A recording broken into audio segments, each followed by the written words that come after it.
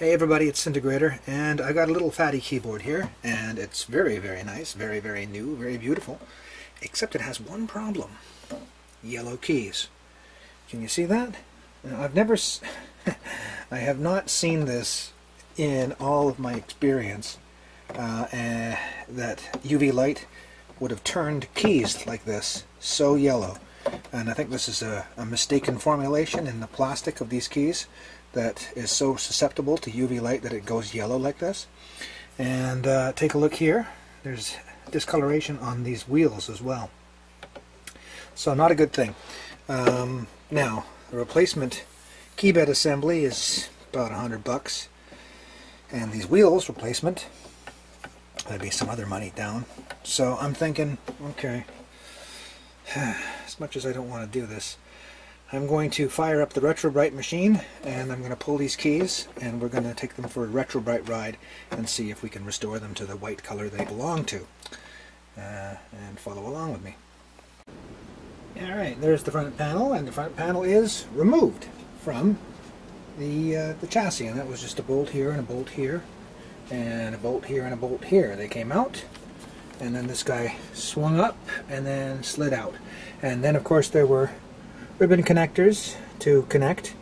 They're pretty straightforward actually. On the back you can see there's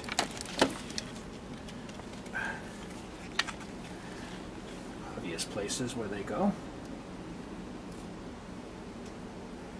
They all basically line up, so not a big deal.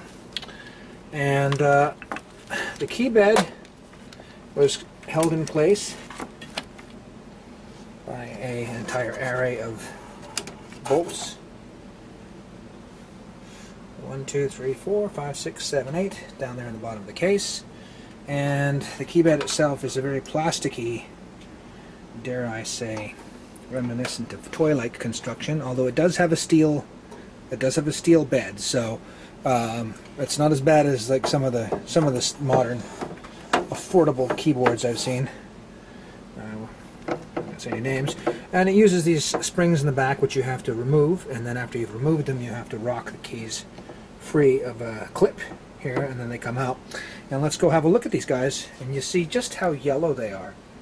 And again, this to me is rather disturbing. Let me compare this, just for the sake of comparison. I'm just putting this behind. This is a Juno 106 keybed, and it's dirty. This is a dirty Juno 106 keybed. It's been in service for 30 years. And it's seen a lot of UV, and I know this because the keycaps on some of these Junos go absolutely horrible brown, but the formulation of plastic in their keys do not. So this is not a good thing.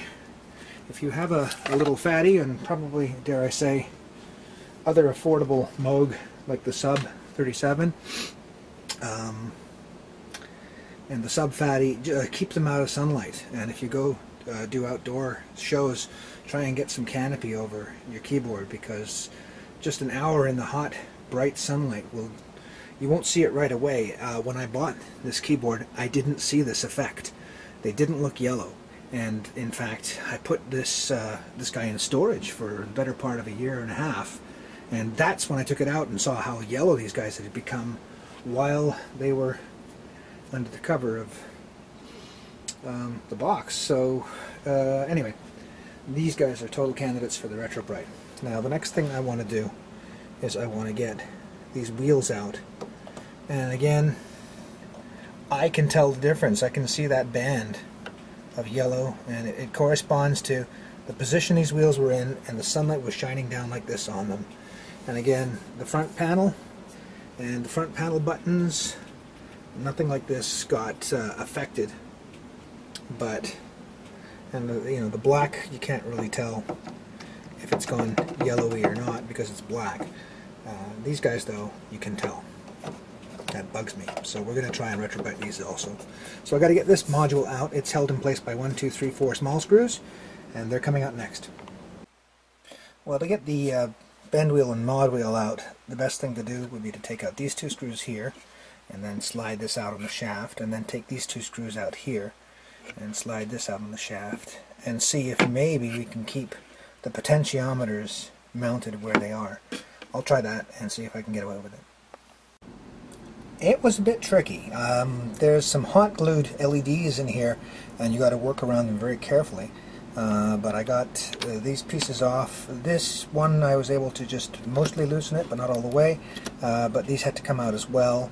And here are, of course, the spring-loaded bender wheel with its discoloration, and of course the non-spring-loaded mod wheel with its discoloration. So we've now got the pieces out. We're going to move on to doing the Retr0bright next. And this is it. We are going to do some Retr0brighting, finally. Alright, so the ingredients to Retr0bright: 500 milliliters of hydrogen peroxide, which when I purchased it was 30%, but I've cut it down by 50% to make it 15% instead of 30, so 15% is recommended. Xanthan gum is a thickening agent. Basically it works out to just over 28 milliliters of xanthan gum. Over here, this is glycerin, and the glycerin is basically, I believe, 2 tablespoons. Is that right? No, 2 teaspoons. That's right. Okay, anyway, this is the right amount measured out here in this container. And the OxyClean, a tiny amount, 1/4 teaspoon of Oxy, which has got the TAED activator.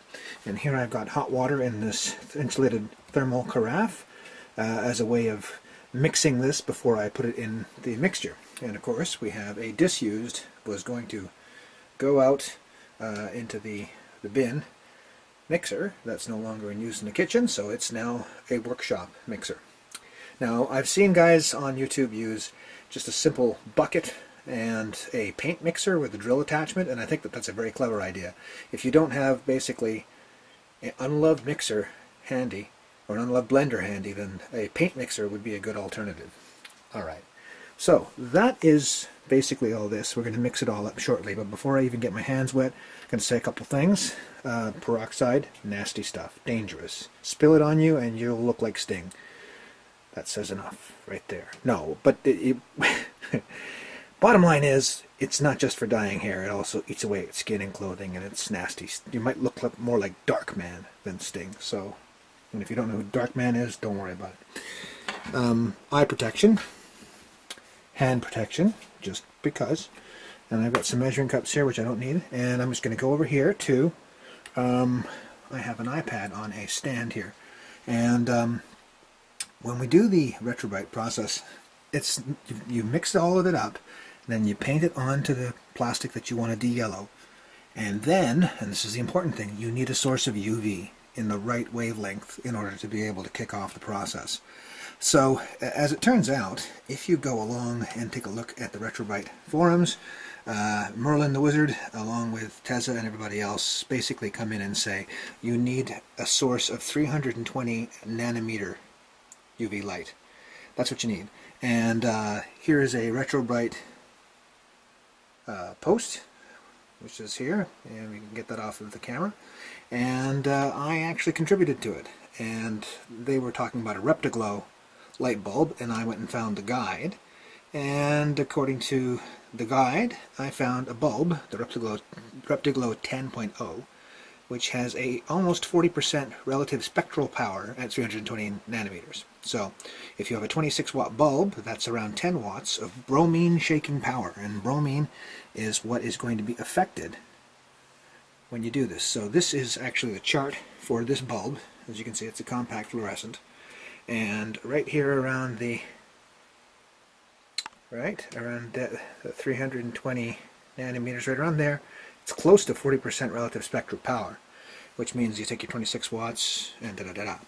So, okay, fine. Let's move over here and I'll show you what I actually put together. I bought it anyway. This is a Exoterra canopy for a terrarium, and the nice thing about it is it already has all the wiring already taken care of and a switch on the side. And inside I have 2 of those Retr0glow 10 bulbs, and it's set up just using a shop clamp and some cases on the other side. And here are the candidates. I've already laid them out. Now, can you believe this? This is a relatively new, these keys are from a relatively new keyboard, but that relatively new keyboard is using a dubious form of plastic for its keys. And I'm sure you've seen me go through this again. I'll go through this one more time. I'm not trying to shame today's synthesizers or whatever, but this is a dirty old key from a Juno 106. It's scraped, it's been in service a long time, it's dirty, it's dingy. Ugh. And look how white it is. And it's been through tons of UV light. Now this was only, I bought it secondhand, this particular synthesizer from a manufacturer whose name does not rhyme with the sound that a cow makes. This particular manufacturer's affordable synthesizer, small keyboard that it is, apparently is using a rather inferior form of plastic in these keys, because the previous owner had it out in the sun. I didn't notice when I bought it, it didn't look strange, but then it was a sunny day when I purchased it. And I put it in the box and it looked fine. I took it out a little while later, it looked fine. It's been in storage for, I don't know, about a year and a half, and I pulled it out and I was horrified to see. Apparently it's been chain smoking in that box. So this is, I mean, I don't really have a choice. I've got to Retr0bright these because that's unacceptable, having keys like that. And you can tell it's discoloration because as you can see where the shadow kicks in. So all of that notwithstanding, I've basically explained that. When I turn on this, I can just push this cookie tray underneath, like so. And when I've got them completely in, take a look around the other side. If I'm going to have to line it up a little bit, but these are actually, this whole thing is lined up in such a way that the entire active ingredients that are Retr0brighted will be directly underneath the UV light, and that is 2 of the 26 watt Reptiglow 10.0 bulbs. So I think at this point there is, if this doesn't work, well, something in the theory is wrong because I'm going about this the right way. So we're going to mix up the gel, then we're going to put some saran wrap, you know, plastic wrap, Glad wrap over it, in order to be able to keep the gel moist while it sits under the light. And then I'm going to leave it for a few hours, come back and check, leave it for a few hours, come back and check, and it's going to be basically like a constant watch. I'm going to have to, oh, and by the way too, if you take a look here on these mod wheels, they too have discoloration. Can you see that? They go from being nice and gray to being kind of, see, there you are, that, see the way that the discoloration kicks in? That's why the mod wheel and the bend wheel are in there too. Alrighty, are you ready to do this? Let's do this. We're ready to do this. So I have a Bionaire fan filter combo unit here on high to capture any fumes. I have got my latex gloves on to protect my hands. I have got eye protection in the form of these goggles to wear. And again, this isn't a radioactive isotope we're dealing with, but it is a caustic chemical, so let's ensure that as many precautions have been taken. Alright, so first step, we put the peroxide in the blender.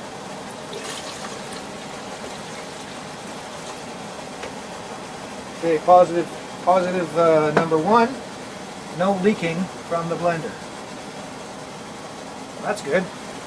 Okay, so next step, we add the xanthan gum.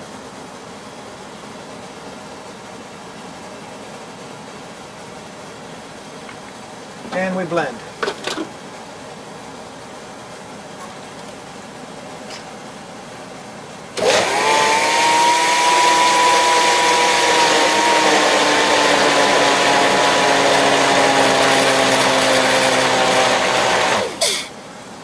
Okay. Next, I'm going to add the glycerin. Now look at that. Oh, let's have a look at that. I'm going to touch it. But as you can see, that has become the blob. Almost right away. Pretty cool. I'm going to put in the xanthan gum now, and the xanthan, not the xanthan gum, the glycerin. The glycerin stops it from drying out too easily. Because once it's applied, you have the risk of it drying out, and once it's dried out it becomes high concentration and it will attack plastic, so rather than retro-brighting. Wow.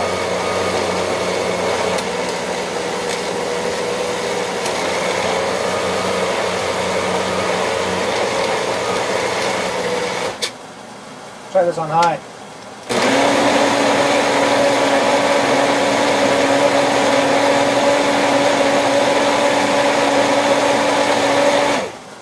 Wowzers.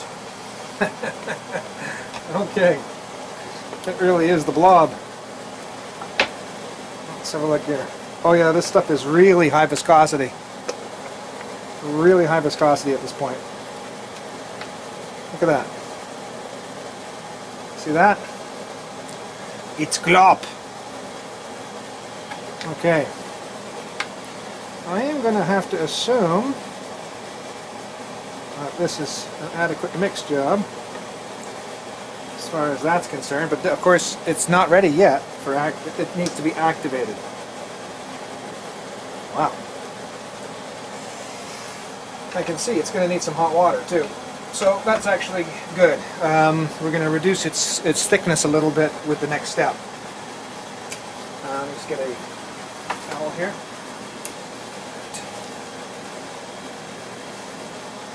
What I get for reaching in and getting my hands dirty. Okay, now this towel is covered in caustic stuff, so I'm going to put it right in the garbage bin and not leave it out on the table like I would normally do. Okay. Alright.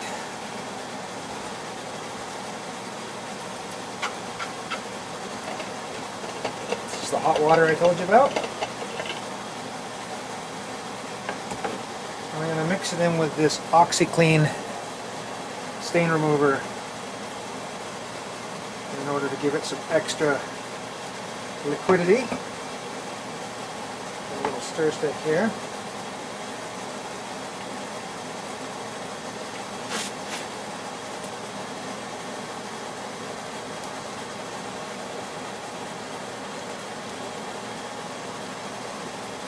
Okay.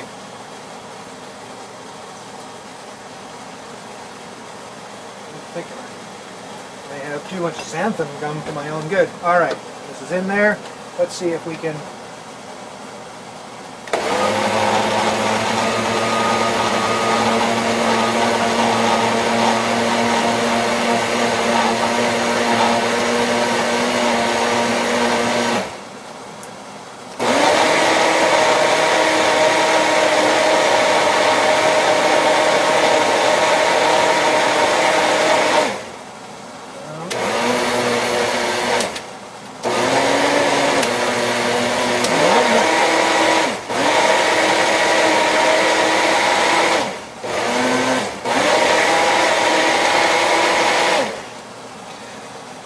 concerned that this may not be evenly activated. It's really hard to tell. Definitely that was a good job there, but let's see. What would be the next thing to do? I'm going to go a little bit off script. I'm going to liquefy this down a little bit. It's kind of like making pancake batter. I'm going to put in just a little bit more peroxide and water combination. Let's say we're going to add another 200 mils to this, and that will liquefy it down. Mind you, it's actually a pretty good paste. So, yeah, you know what? I'm not going to mess with the good thing. We'll leave it the way it is, because adding more peroxide probably would just cause trouble, make it very runny and whatnot. So next up, we're going to be applying it to the unit. Alright, it's time to begin. I have a foam brush, not a foam brush, a foam brush. And here's my thoroughly mixed goo, the Retr0bright slop. And I'm going to just get in here and start loading this guy up. And you can watch until the camera battery runs out. So.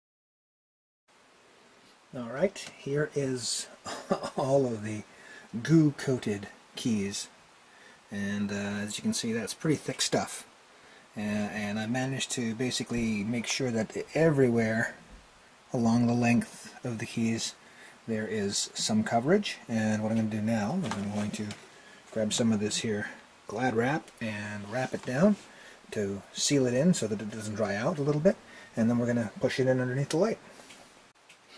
And with the wrap in place, we're ready to put this guy in the oven. And here's what we do. We just slide it in right underneath, and as you can see, it goes right through. I'll line it up. So, now, one of the key considerations in the Retr0bright process is the evenness of the light. And this is one of the reasons why I didn't think it was a good idea to try and make my own canopy. I thought, why not use this designed one by Exoterra? And this is actually a Hagen product, in case you're looking for it online. And it wasn't that expensive, probably about, well, it's between $30 to $50. This is the medium-sized one. It takes 2 bulbs, and the 2 bulbs that I got, of course, were the Retr0bright 10 26 watt. So at 40%, you know, that's a lot of bromine power, and that's only coming out of one of them, so there's the 2 of them, and they've got a reflector in there, and it's all being distributed axially, like that, and at close quarters, too. So, I am hopeful. Here we are. It's about 5 hours later, and definitely, there's been some improvements. I can still see the yellowing, but it's nowhere near as offensive as before. So this indicates that it is working, and I'm going to load up more from my container. As you can see, it's broken down under the light, but over here we still have lots. This was just stored in a dark cupboard, so I think we're good to go. I'm going to apply another layer, and we'll go for a few more hours and see if we can do that. Now, I can always tell how yellow or de-yellowed it is, because if I look at the boundary, you can see it's a little bit yellow right before. Put some plastic up. It's just a little bit yellow, and then it goes white. So we're almost there. This is good. So far, so good. And here it is, all reloaded with the remainder of the Retr0bright. And as you can see, I'm actually getting to the bottom of the mixer full at this point, so it looks like I actually mixed up the 500 mils actually got me enough to do 2 rounds here, and I'm pretty sure that because it wasn't reduced down to liquid, that it's still active. I think the real thing that kicks it off isn't the catalyzing TAED in the detergent certainly does a good job. It certainly contributes to the reaction, but I think the real secret sauce is the light. If it's not for the light, it doesn't happen. So, all right, there we go. That's what provides the energy for the chemical reaction. So, just down a little bit, down a little bit. The other nice thing about the gel is it's actually acting as a stabilizing agent inside. You know, these keys aren't really, they were sort of positioned in such a way that there's nothing holding them in place. I just kind of put them on some blocks and held them together, and trusted that they wouldn't fall out of alignment. But the gel has actually helped to sort of glue them together momentarily while they get processed.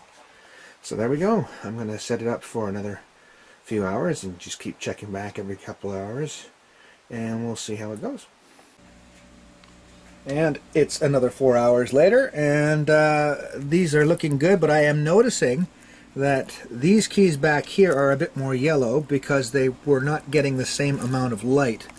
This linear line is good, but these 3 in the middle are basically in between the bulbs, so they're not getting the same amount of light. So what I've got to do is I've got to take these out and move them to the forefront, and then juggle a few more things around, and Yeah, definitely it's working. It's slow, but and that's actually good, because if it was faster, then there'd be the danger of bleaching and overdoing it and damaging the plastic.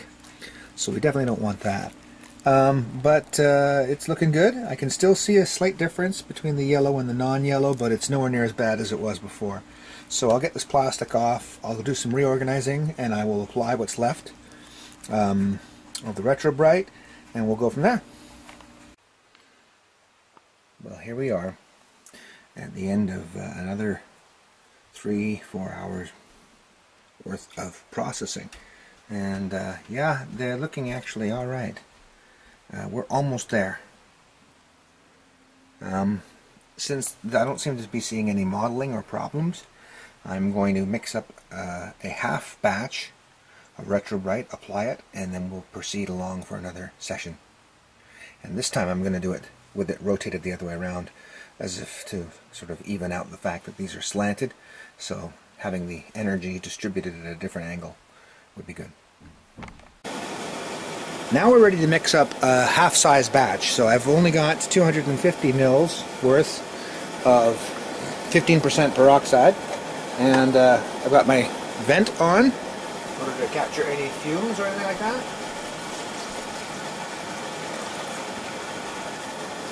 Okay, now what I've done is I've mixed up this activator ahead of time in some hot water. It's now kind of warm water, it's not hot anymore. And I'm just stirring it around to ensure it's thoroughly stirred, and we're going to pour that into the peroxide now. And what that's going to do is we're going to give it a mixing right away, therefore it should combine completely. Alright, so here we go. Goes in, close that, and stir.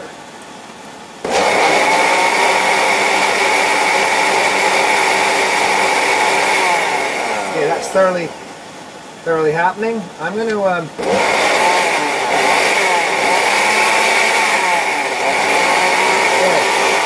now I'm going to put in the xanthan gum.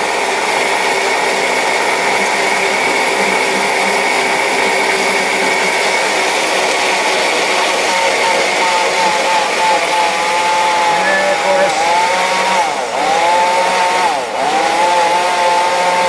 the xanthan gum is already making it quite liquidable. I'm going to put in the glycerin.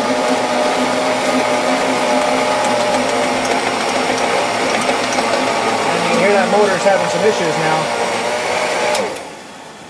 Having some issues dealing with it because, of course, it's become very thick again. So we have the return of Retr0bright. At this point,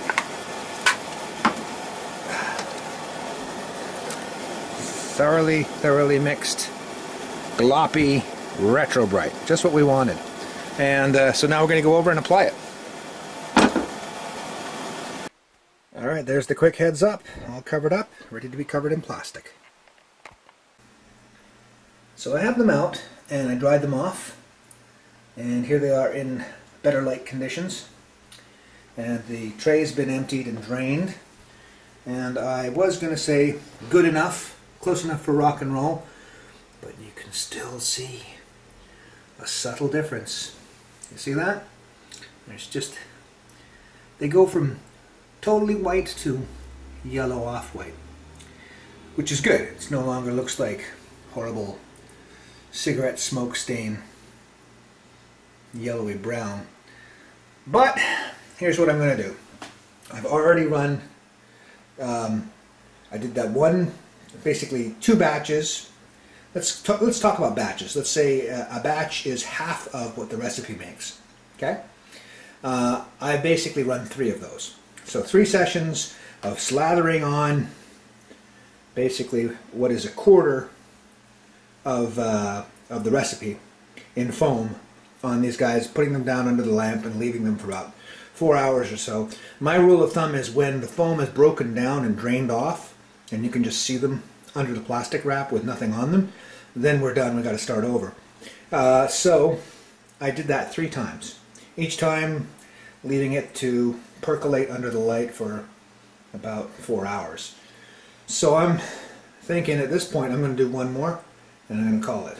So we shall see. Maybe I'll leave them under for maybe 5 or 6 hours. We'll see.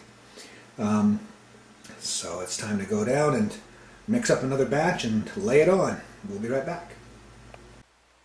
Alright, it is all packed up and ready to go. Our final run into the oven. Okay, making sure that everything is lined up just right. And we're getting adequate light exposure. Yeah, looks good. Okay, we can turn off the regular fluorescent and leave these guys to do their work. Okay, just over an hour later, and as you can see, the light is activating the foam. The Retr0bright foam is foaming up, and you see the way we have these two. Well, actually, I don't know, it's actually working out, but there is kind of a darker zone in the middle. It's no surprise, because that's between the bulbs in the carrier. You see that? There's basically two silvery reflector places where the bulbs live, and then there's that zone in the middle, which is just a crossover zone. So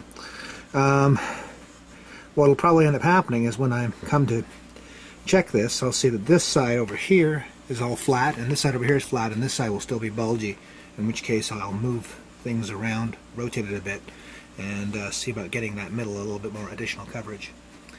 But it's looking good. I think I got this Retr0bright down with science now. And it's 3:15 in the morning, and down in our basement, instead of something horrible out of a scary movie by Stephen King, we see crazy guy bleaching keys. Well, retrobrighting them anyway. So here they are on the final run. They've been going for several hours. Basically, I think I loaded them up originally at around 10 p.m. maybe more like 9:30, and they are looking good. Nothing's looking like it's been overdone. So I redistributed all of the stuff, flattened out the deck so that things don't drool off, recycled as much as I could, and replaced it back on the top, and then laid down the plastic wrap one more time and put them back in. So I'm going to let these guys go for another 4 hours, and then they're coming out, and that's going to be it for them. And at that point we'll just live with whatever slight, almost unnoticeable discoloration they've got, and we'll move on to the next step then.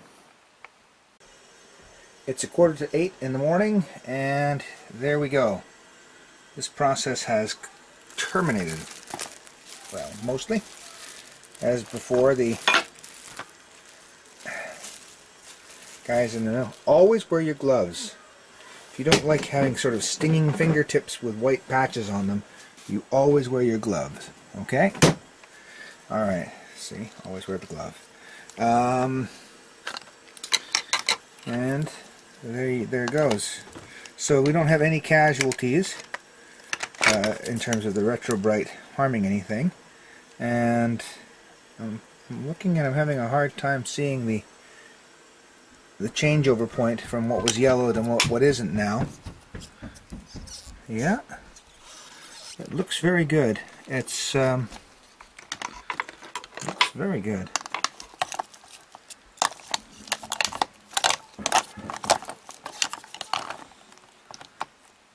Yeah, it looks pretty good. Okay, so I'm going to get these guys all rinsed off, and we'll get them dried, and then we'll give them an inspection. And here they are, all finished. That's pretty good. Pretty good. You have to know that they were once yellow and stare really closely to even be able to tell.